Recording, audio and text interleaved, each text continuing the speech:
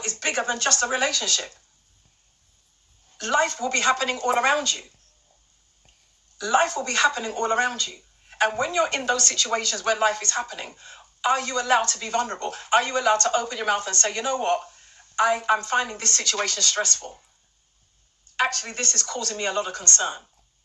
Are you man enough to be able to make those statements? And this is what we're looking at. Do you understand? This is what we're looking at.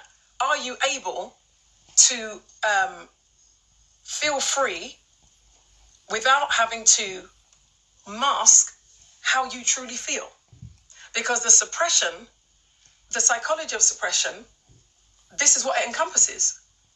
That stoicism, masking your fear, not being able to cry, avoidance, anger. And this is where we have situations where people flip out, not because they're bad people, but they're flipping out because of their constant need to keep up the male appearance and to suppress how they truly feel. That's what the issue is. That's what the issue is with the suppressing how you feel. Then there's an identity conflict. Because as I mentioned before, you're tying your masculinity to control.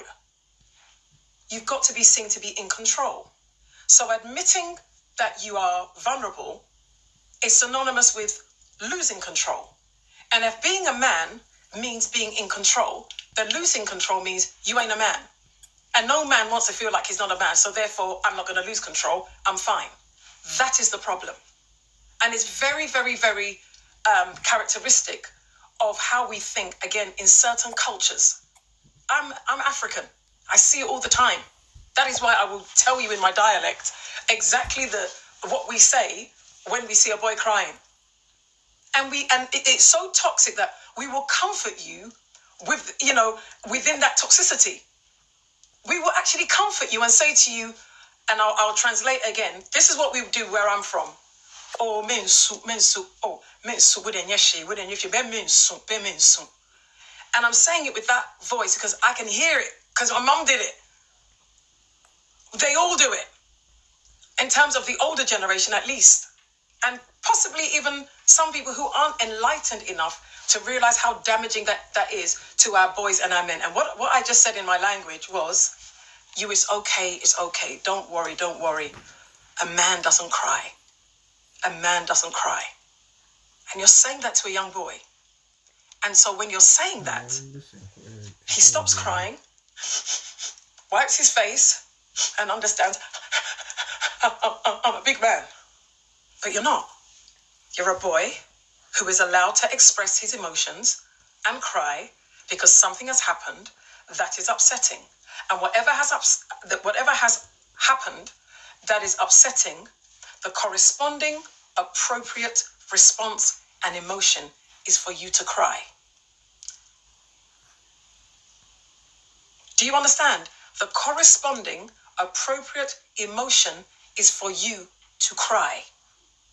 So when you want to release that emotion through crying, you're told, don't do that. I remember somebody very close to me telling me that when they lost their father, they were told, about 2 hours, Hortense, they were told that they would be beaten if they cried. That's what they were told. If you cry, you will be. And this was a child that was crying because they had lost their father. That is what happens in some of our cultures. That is why some of us, Hortense said, glad I found you. Glad you found me too. That is what we do in some of our cultures. How do you justify threatening a child, a male child, 12 years of age, crying because he has lost his father? What message are you sending to that child? That crying is wrong. And even in the most adverse of situations, it must never be done because it's bad. So would it be any wonder that such a person has their emotional growth stunted because of it? So what happens, that person learns that to navigate through life emotionally is about suppression and denial of feelings. Suppression and denial of feelings. Now, what do you think in any situation is wrong? In any situation is wrong. The fact is, if somebody, no, that would be stupid for me to, you said, you're saying crying makes you emotionally intelligent. Where have I said that? Do you know what emotional intelligence is? Do you want me to define for you what emotional intelligence is? That is not emotional intelligence, my dear. Quickly go and look on Google and go and look at what emotional intelligence, that's not emotional intelligence. That is definitely not what emotional intelligence is. What I've described is not emotional intelligence. It may be emotional intelligence on the person identifying that child crying needs X. You don't even need to be emotionally intelligent to know that. You just need to use a bit of common sense. That if somebody's father passes away, the natural reaction would be to cry. I'd be more concerned if the person was belly laughing. Then I'd be concerned, but not if the child was crying. But the child crying is not them being emotionally intelligent. So no. What we're saying here, and this is why I'm glad I choose the topics that I choose, because I can see how difficult it is for some of you men to come out of your feelings and understand what vulnerability is. And I'm not fooled. I've been doing this job a long time. Like I said, it's my job. I've been doing it a long time. And it is very obvious when you can see somebody who is emotionally immature. And I see it from the comments. Yes, someone goes, it really triggers them. I can see it. That's why I extend that grace, and not because I don't get in my feelings, because I don't get triggered. I don't sit here angry like, oh, well, if that's the case, then come off my life. I know the people I throw off my lives. When I see this kind of very childlike over emotional behavior, I don't do that. Because I know that the person needs to hear it, but it's hard to hear. Because I know that when they sit down watching this, they can recall a time where they wanted to be human and cry, and they were shut down. I can see it. I work as a transformational life coach in the areas of healing and emotional well-being. It's what I do, and I do it very bloody well, and I've been doing it for a long time.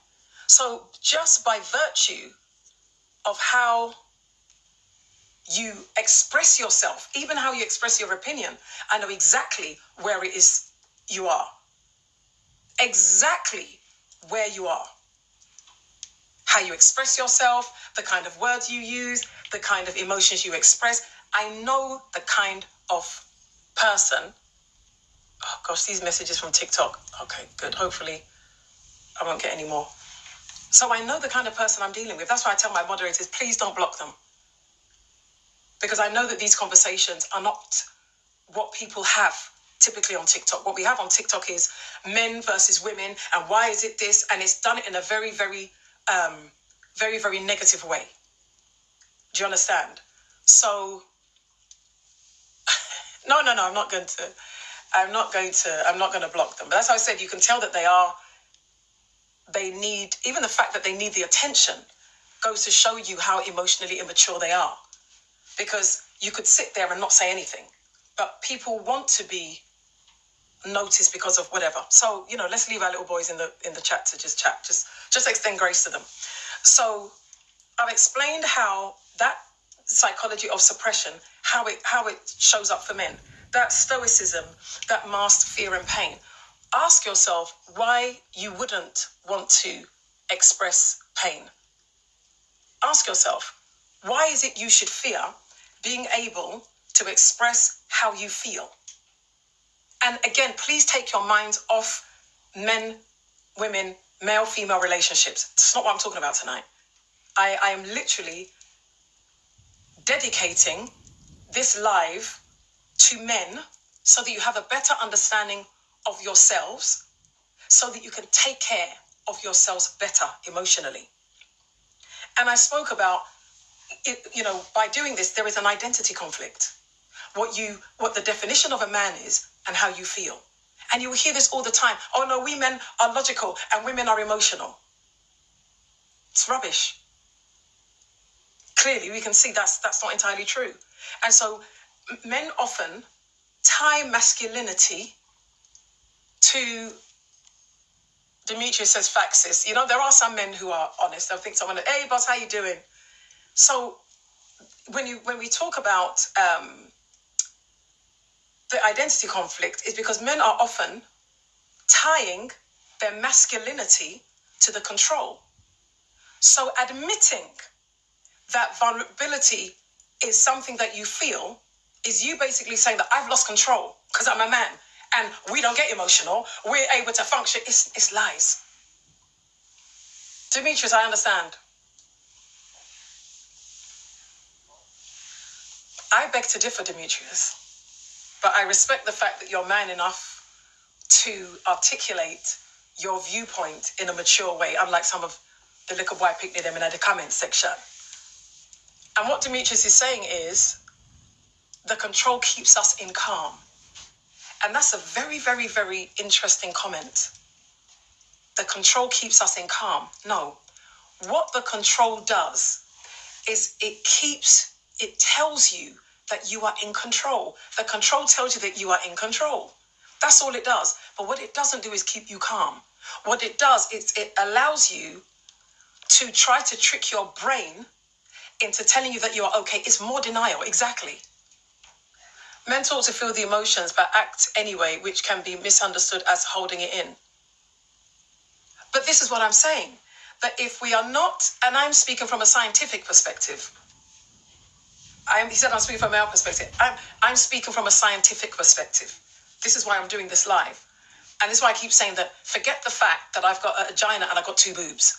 Yeah, because if you go to a female doctor right now and she says to you, you're not going to say, yeah, but from a man's perspective. I'm not doing this because I feel as a woman. No, I get you. That's what I was taught. I get you. And I'm glad that you guys are agreeing that a lot of you guys, because some of the guys are saying that, oh, there's a whole lot of comments going on.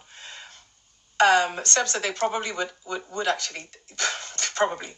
But what I'm trying to do is I'm so passionate about some of you men understanding that you are entitled to be human. Let me just put it that way.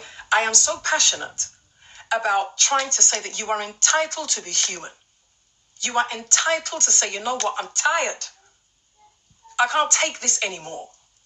You're entitled to put your hands on your head and say, what the heck am I going to do now? You're entitled to it.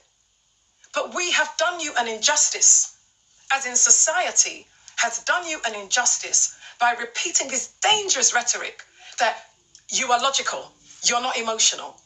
If you express yourself, you are weak. If you express yourself, it's going to be, it's wrong. In fact, it's demonic, is what it actually is. I will go far as saying it is demonic and it is evil that we have placed this rhetoric around men to say you are not allowed to be vulnerable. It is evil. And I say this because, and as I continue to teach and I go through the psychology and the biology as to why it's essential that men are vulnerable, you will understand what it is doing to you. It is wrong. The patriarchy has done them injustice, creating a toxic culture amongst men. That is true. And some of us women also don't help in how we raise our sons. We raise our sons the same way. When I'm hearing in my head what I translated to you, as in when I was saying in my language, we say, oh, I'm hearing a woman's voice. I'm not hearing a man's voice. And the reason why I'm hearing a woman's voice is because the boys wouldn't dare to be crying in front of the father that is... They are crying in front of the mother because she will be the one to say, and it's wrong. And in my language, it means it's okay, wipe your tears. It's okay. Boy, a man doesn't cry. Because we're also fond of making boys believe that they are men. We don't treat them like boys. In our language even, when we're speaking to boys, we would say man. And so in as a standalone comment, there's nothing wrong with that. But when it is said in certain contexts, the impression we give to that boy is that in order for him to be recognized as a man, he has to act like one, even though he's a little boy. And what I'm trying to say